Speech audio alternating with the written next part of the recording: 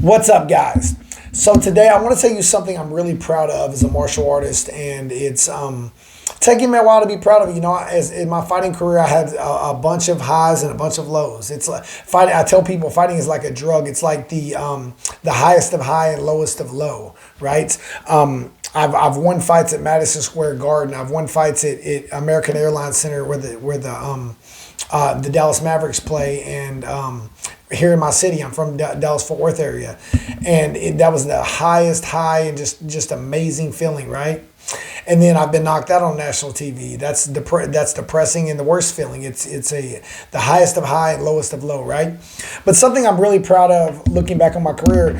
I have multiple things I'm proud of course, but one is I've never lost to anybody that didn't have more training time than me or had less training time than me. I'm 38 years old now. I just quit fighting about a year ago, around a year ago. And I've never lost to anybody that didn't have more training time than me. I don't think the average person or the person that's fixing to pursue martial arts, I don't think they understand how big of a difference it is for someone that's been training since they were a kid and then someone that comes in as an adult. Like, I didn't start training until I was 20 years old. I didn't start grappling until I was 22. And so I was 20 years old when I started boxing, and 2 years later is when I started jiu-jitsu, no-gi, and then did it for a little bit. And keep in mind, in this time period, I had surgeries as well. It was about 5 years total time from the time I started until I got in the UFC, but that was also with 2 surgeries, so that was less training time. But some of the guys that I've lost to, you know, world-class guys, you know, Justin Gaethje, Paul Felder. Justin Gaethje, D1 wrestler, been wrestling since he was a kid. Paul Felder, been doing martial arts since he was like 8 years old. All of these, almost every one of these guys that I can think of that have beat me have been training for years more than me. And I've never really lost anybody that had the same training time as me or less training time than me. And that makes me proud for sure. But I'm making the video not really just to be happy with myself. I'm making the video to explain to you guys the difference in someone who's trained since they were 5 or 10 years old and someone who starts at 20 years old. I don't think you understand how I got to this point. A few ways I was able to make it to become a top 10 fighter in the UFC was, first of all, I had no life. I had zero life in my 20s. I didn't party, didn't drink very much. I would drink like 3 or 4 times a year, even when I was 22 years old. I didn't drink, didn't smoke, didn't party, and I had no life. I would train. I would work a 10-hour shift at a job. I worked multiple jobs coming up: security, bouncing, managing clubs, the oil field. Did just multiple different jobs, and I would work, you know, 10-hour shift, never really 12, maybe 11 sometimes, but mostly 10-hour shift. When I was in the oil field and working at a sandblasting company and everything. And then even at the clubs, I would stay and have to clean everything, you know, 9 to 10 hour shift. And then I would train 3 hours a day on top of that. And that's how I made this work, right? And being tall helped me for sure. Being as tall as I was really helped me for starting this late. And looking back on it, I really needed it. If I wasn't that tall, there's no way I would have ever made it as far as I did. But I am proud that I've never, like, even my last karate combat fight, which was completely depressing, that guy was younger than me. I was 37, I think he was 33, but he's been doing capoeira in training. He has more professional fights than me too. I have a lot of fights, and he has like 30 professional fights, and he's been doing capoeira and jiu-jitsu and stuff since he was a little kid. And so the guy's 33 now and has been training for at least a good like 27 years probably. So that really means something.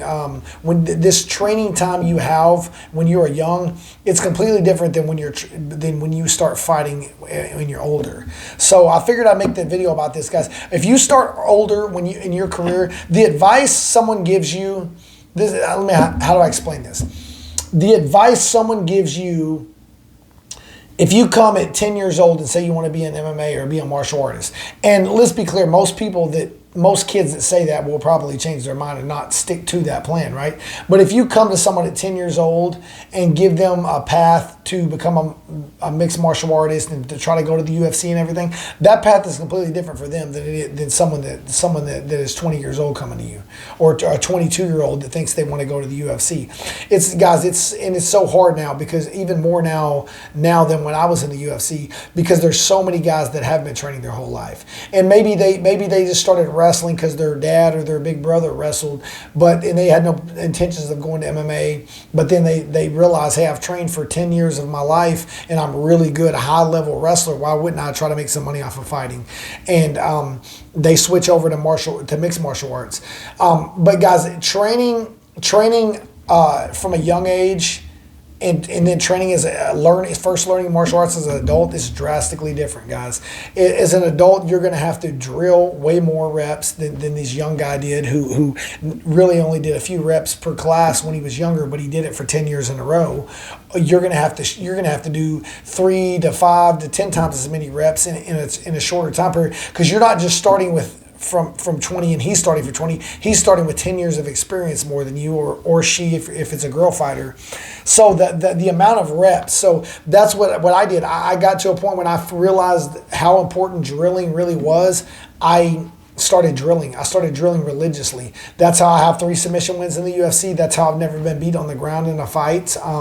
Is I drilled a lot of grappling, a lot of wrestling, a lot of jiu-jitsu to get me to a point where I was pretty hard to beat on the ground for sure. And wall get up, cage work. There's a specific game plan you kind of have to. I would say you have to implement if you're starting later. It's just not the same thing, guys. If you're starting at 20 years old and everyone else or some of these other opponents are starting at 10 or 5 years old, it's gonna be an uphill battle. It's beatable. You can win some fights for sure. I beat a lot of guys that have way more experience than me. But the ones who beat me, every one of them had way more experience than me. I mean, I think Paul Felder and Justin Gaethje probably had a good 10 years more experience than me when we fought each other, and that definitely matters. But figured I'd make that video, guys. Maybe if you're interested, I'll make another video about starting later in life. I think I've made something previous, but not in depth about it. But figured I'd make that video. If you guys got any subjects you'd like me to talk about, just leave a comment below. And if you're new to martial arts, looking for a gym near your area, get my book, The Ultimate Guide to Choosing a Martial Arts School and Instructor. Link is in the description. Thank you, guys.